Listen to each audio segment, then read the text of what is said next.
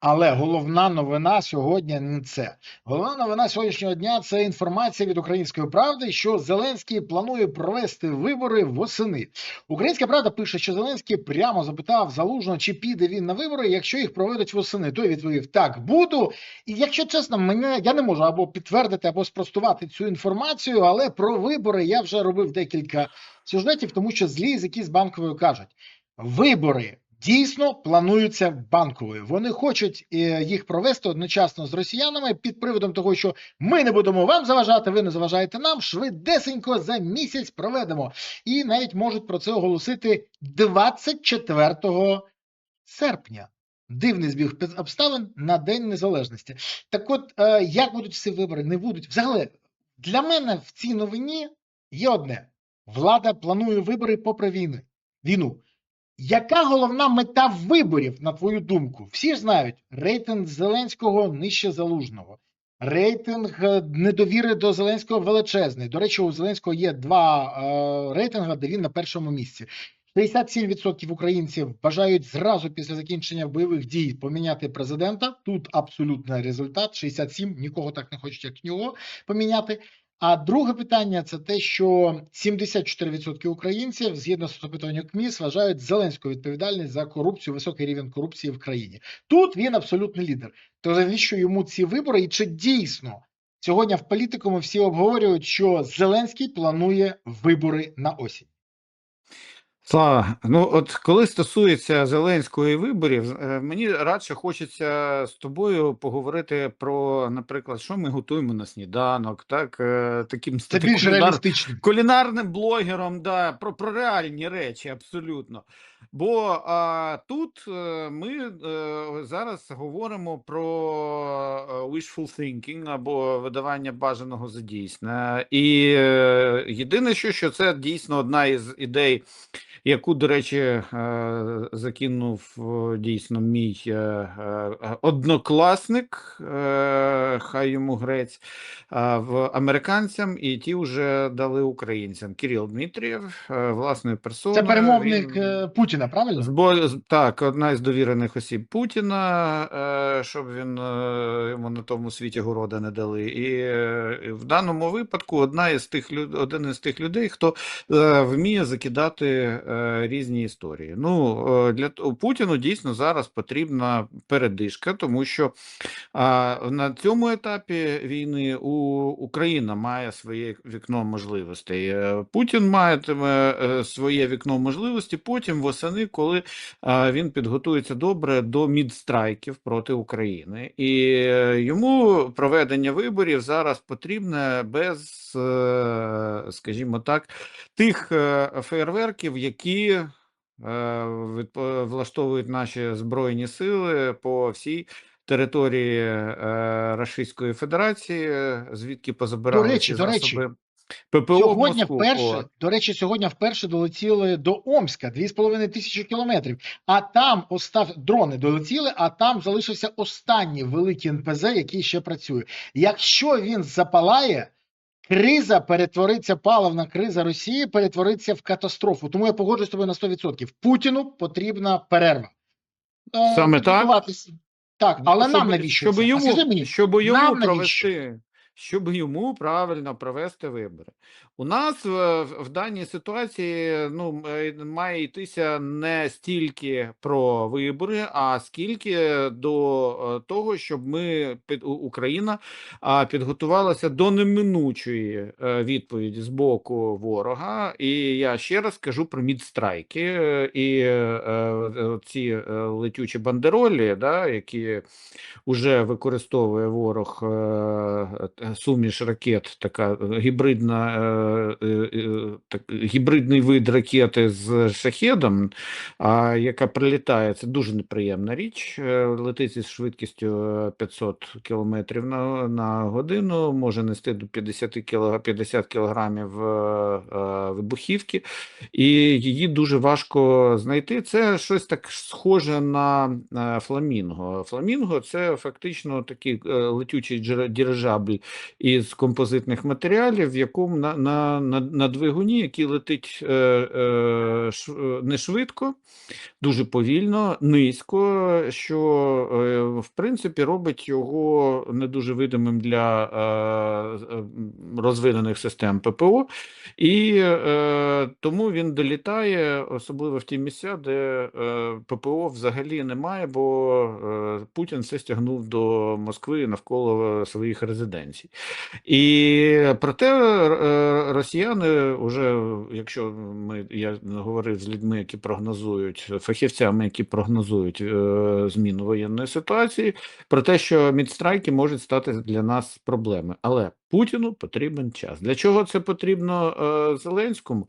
Я в даному разі розумію тільки одну річ, що чим далі, тим у нього менше шансів взагалі переобратися. Проте навіть і нинішні шанси переобратися для мене є дуже ефемерними. І навіть всі позитивні, і навіть і не дуже позитивні соціологічні опитування, результати яких час від часу оприлюднюються в засобах масової інформації, мають одну найсерйознішу, мегасерйозну ваду, яка говорить про те, що ці соціологічні опитування не є репрезентативними. А вада ця називається кількість відмов респондентів відповідати на поставлені питання. І от ця кількість відмов, тобто навіть коли обирають респондента шляхом рандомного висвітлення номеру, там і дзвонять йому,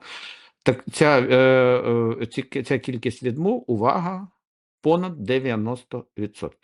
Увага, ще раз, понад 90%. Тобто люди, які не хочуть говорити про свої політичні або електоральні симпатії. Тим більше напряму. Тобто ми зараз маємо ситуацію в суспільстві, яка називається «велика дуля в кишені». І я думаю, що, на мою думку, ця дуля кишені може стосуватися дуже багатьох політичних сил і президентської, і самого президента в першу чергу. Тому що багато хто боїться говорити про нинішню владу взагалі будь-що, будь-як із негативу.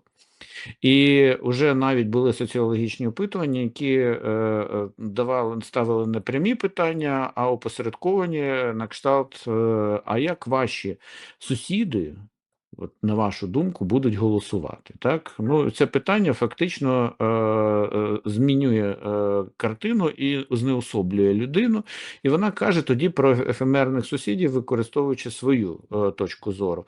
І ось тут от якраз суттєво відрізнялися результати. Я бачив одне таке соціологічне дослідження.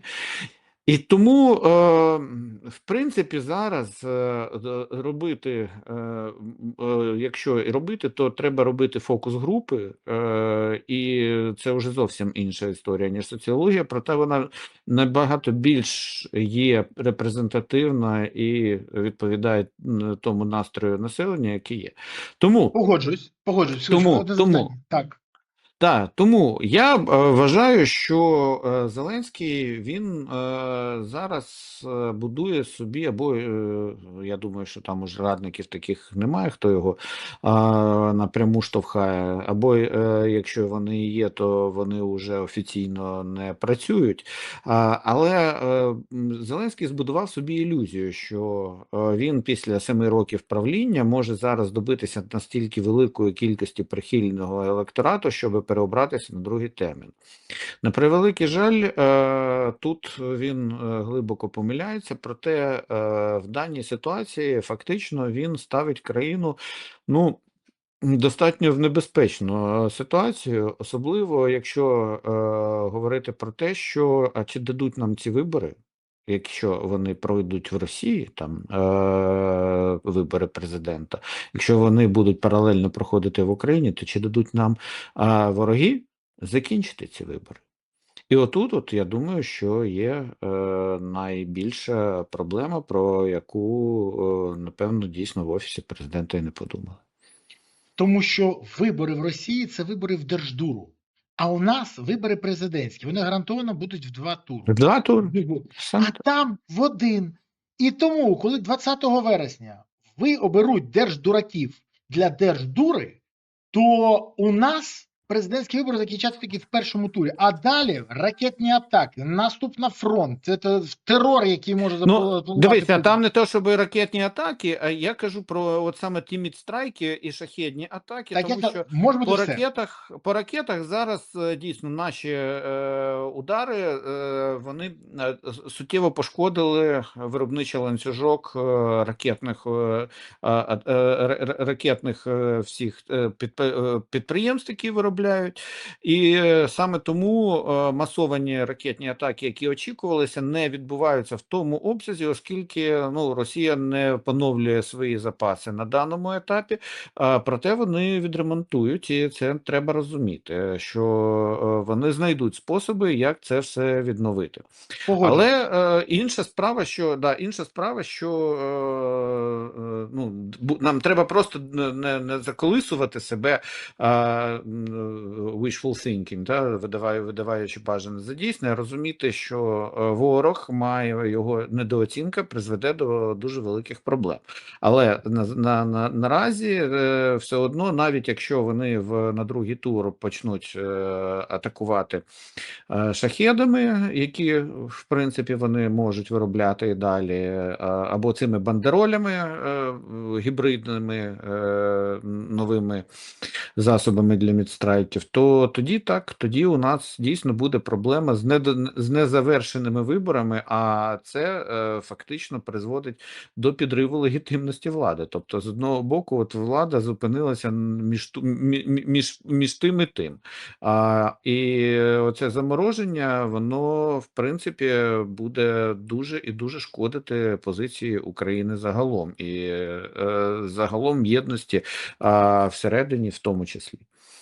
Дивись, от я, наприклад, тобі кажу, я знаю там одну людину, я його запитав, дивись, а от ти готовий би був проголосувати за Зеленського? Той каже, звісно. Більше того, обов'язковою умовою було, щоб він би йшов гарантовано в команді з Міндічем, Цукерманом і двушечкою на Москву. От тоді 100%. Я навіть, він каже, мені уявляю собі ці бікборди. Хочеш травневі шашлики 2.0? Голосуй за Вову. Так от, ми можемо жартувати, не жартувати на цю тему, але ця ж людина підштовхнула мене до іншої думки. Він каже, дивись, от ти розумієш, що зараз Залужного намагаються зробити учасником процесу, бо всі знають схибленість Зеленського на цьому, що він хоче йти на вибори, і він хоче всіх замазати. Залужний каже, треба спочатку війну закінчити, потім вибори. Але попри це, його будуть зараз спочатку це мазати, а потім будуть атакувати. Бо уявимо собі, що Залужний черговий раз відмовив. До речі, раніше дійсно він відмовляв, і кожен раз, коли його запитували, чи готовий він йти на посаду прем'єра, там, що він хоче, будь-яке, навіть якщо хоче, будь-яку фінансову посаду. Дебіли, що зробити? Вони ж пропонують завжди те, що їм заходить. Вони не розуміють, що людина все життя служила державі. Пішла в військові, була головкомом, зараз посол, але в іншому тема. Кажуть, що буде знову чорнуха, буде адмінтиск, буде нові справи, ДБР вже дали команду працювати, будуть знову якісь там історії такі. Скажи мені, будь ласка, але ж ця людина каже, але буде ще одне. Є ще одна сила, яка дуже не хоче, щоб Залужний йшов на вибори і переміг. Я кажу, хто? Росіяни. Росіяни! Я про це якось не подумав, тому що, знаєш, забуваєш про них, варишся в власному внутрішніх питаннях. Скажи мені, будь ласка, а що, дійсно може бути об'єднання зусиль таких от непримиримих ворогів, щоб не допустити Залужного до виборів? І одночасно можуть зі всіх боків почати по ньому фігачити, бо ми пам'ятаємо, колись і Ющенка намагалися не пустити на вибори, навіть фізично устранивши його. Ну і не тільки з Ющенком була історія, а давай згадаємо і 2019 рік вибори проти Порошенка об'єдналися і російські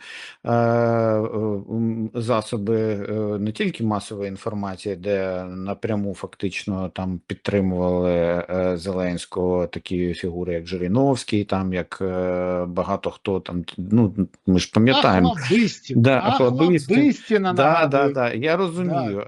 Ну тут просто вже питання вони не розуміли в Україні, що на тій посаді людина не окрім дуболома Януковича, ну здебільшого не стає, особливо в тій ситуації, на яку Росія розраховувала, прибічником Росії. Тобто, ну, вони тут прорахувалися. Проте було, що Коломойський з його всіма структурами, а також там інші, кого він зміг об'єднати всередині країни проти Порошенка, вони діяли дуже злагоджено, в тому числі проти Порошенка. І вони якраз що було, якщо найяскравіший приклад, канал 1+1, який належить Коломойському і Медведчуку. Зараз його рейдернув у них там після початку повномасштабної війни, рейдернув у них Міндич. То тоді канал 1+1 показував, яким керував тоді Саша Ткаченко, показував цю відому історію про те, як Порошенко убив брата. А ця історія до цього була на російському телебаченні. Тобто тоді об'єднання було. В принципі, ситуативне об'єднання для того, щоб досягнути мети, може бути і зараз. Я далекий від думки, що Зеленський напряму домовиться із Путіним про те, що давай замочимо Залужного, проте у кожного з них. Але синергія роботи в цьому напрямку може бути. Але синергія буде працювати проти будь-якого кандидата, реального кандидата, який буде суперником Зеленського, має відповідати двом критеріям. Він має бути суперником Зеленського і незручним для Кремля.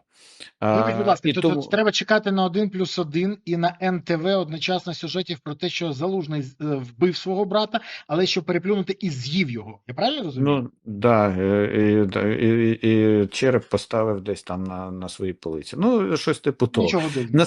Насправді, от будь-хто Залужний абсолютно відповідає цим критеріям. Але для того, щоб була ця синергія, ще раз повторюю, має бути перше суперник Зеленського, і друге людина зовсім незручна для Московії. І тоді ясна річ, що атака буде дуже серйозна, і в принципі там вилізе таке, що і історія про оцей ось бред про вбитого брата буде здаватися квіточками.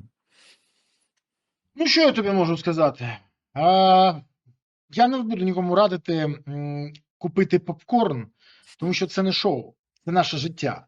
А от пристебнутися покраще я б порадив, бо турбулентність буде неймовірна. Але скажи мені, будь ласка, про які вибори мріє президент, якщо ми маємо проблеми на фронті? Ну, справді, ми втрачаємо Констагу, Козачу Лопань, інфільтровані окупанти, Харків, Херсон і Запоріжжя утюжаться кабами і шахедами, а вже і в півіхи навіть підходять. В Запоріжжі ти бачив, що відбулося. У Сумах постійно атаки, загибель цивільного населення. Як в таких умовах можна взагалі провести вибори? От як? Ну, як продати? Навіть ні, може домовитись ворогом. Я розумію. Але як продати це, що з чим йде Зеленський на вибори? Звільнив захоплені території? Ні. Повернув всіх азовців з полону? Ні. Зробив щось таке, що змінило життя українців на краще? Ні. Вирішив проблему мобілізації? Ні. Припинив, ну, дивись, я можу казати, з чим він йде на вибори? Я просто намагаюся зрозуміти. Я тобі скажу з адмінресурсом. З адмінресурсом, тому що у нього Вовиною є... тисячею. Ну, ясна річ, з кешбеками, з усім, от зараз додаткові 800 мільйонів гривень на кешбеки уряд виділив із резервного фонду, куди це в якийсь до цього перед тим забрали 40 мільярдів із бюджету Міноборони. Міноборони з закупівлі зброї. Да. Ще не встигли Вибач, це кешбеки висохнути. на закупівлю зброї, я розумію, я так сподіваюся. Це Ні, кешбек. ні, кешбеки на пальне і на все решта. Тобто, я ж кажу, ще не встигли висохнути чорнила на підписі президента на цьому законі, який до змін до бюджету. Уряд одразу ж 800 мільйонів із 40 мільярдів одразу звідти забрав. Це одразу, от першим кроком. Тому ясна річ, що будуть використовувати державні гроші для швидкої кампанії, і це єдине, на що сподівається Зеленський, що у його будь-якого опонента не вийде розгорнути за такий короткий час дієву структуру, сформувати команду і розгорнути штаби по всіх місцях. У нього штаби, він вважає, ну, оскільки він вважає, що государство – то я, то штаби його будуть, це обласні військові адміністрації. Ясна річ, що навіть якщо без вимкнення телеканалів опозиційних або з вимкненням, які, ну, ця аудиторія не повернеться туди за місяць. І якщо навіть доведеться проводити вибори під час воєнного стану, ну тут, по-перше, потрібен закон окремий для цього, бо зараз це просто є законодавчо, юридично неможливо. Або він буде дійсно там продавлювати всі необхідні речі для того, щоб провести ці вибори. Про те, як це буде виглядати само по собі, я вважаю, що тут Зеленський прораховується в реакції на те, що він буде протискати цю всю історію компактно через коліно. Тут, навіть якщо хтось із кандидатів не встигне сформувати свій власний штаб, то з огляду на настрої, які я сам відчуваю, штаб сформує сам народ і буде підтримувати того кандидата, який є реальною альтернативою Зеленському і який є одночасно тою особою, яка може протистояти Російській Федерації. Тому мені здається, що от зараз цей момент, поки такий негласний є договір між суспільством і владою, що ви захищаєте, а ми не висуваємо політичних вимог і не говоримо про заміну влади, ви хоч там якісь криві косі, але давайте відпрацьовуйте те, що маєте робити, то якщо цей суспільний договір буде порушений виборчою кампанією, яка відкриває тоді вже зовсім інші можливості і конкурентність, то у Зеленського буде, я думаю, досить сильне розчарування в тому, що його люди зовсім не хочуть бачити, і дуже багато хто не хоче бачити, і це буде вже зовсім інший формат, коли люди почнуть обирати собі майбутнє, а не скажімо так, безвихідну ситуацію, яку вони мають. Тобто у них з'явиться альтернатива, а ці альтернативи вони шукають давно.